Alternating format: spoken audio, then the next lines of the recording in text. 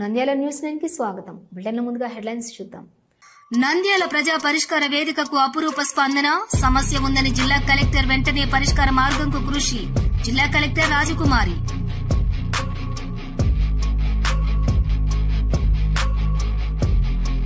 నంద్యాల జిల్లాలో 19 బార్లకు అనుమతి.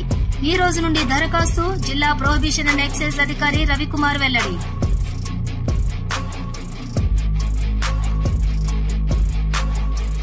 నంద్యాలలో రాయలసీమ మల్టీ స్పెషాలిటీ హాస్పిటల్ నూతన భవనం ప్రారంభోత్సవం ఘనంగా.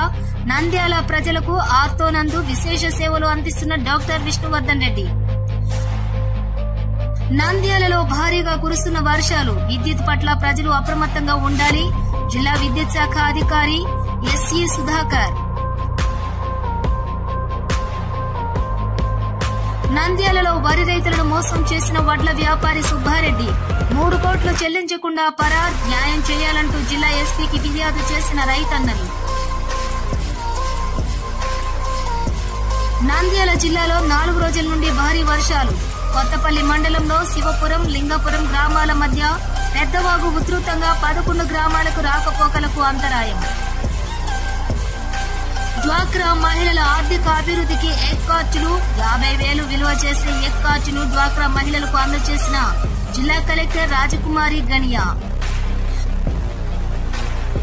నంద్యాల జిల్లా బండి ఆత్మకూరు గ్రామంలోని బస్టాండ్ ప్రాంతంలో అక్రమంగా నేషనల్ హైవే అధికారులు, మండల అధికారులు సరిహద్దు రాళ్లు వేయటంతో ప్రజలు ఆందోళన. నంద్యాల జిల్లా ప్రజా పరిష్కార వేదికలో ఆర్జీలు పెండింగ్ లేకుండా ఎప్పటికప్పుడు పరిష్కరించాలి. జిల్లా కలెక్టర్ జి రాజకుమారి గనియా. నంద్యాల జిల్లా శ్రీశైలం జలాశయానికి కొనసాగుతున్న భారీ వరద నీరు.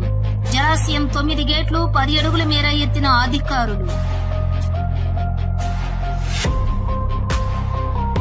హలో, నంద్యాల న్యూస్ 10 మీ చుట్టూ జరిగే సంఘటనల్ని మా దృష్టికి తీసుకురావాలి అనుకుంటున్నారా?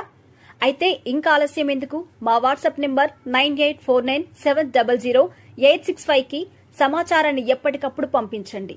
మా నంద్యాల న్యూస్ 10 ద్వారా మీ సమస్య పరిష్కరించుకోవడానికి ముందడుగు వేయండి.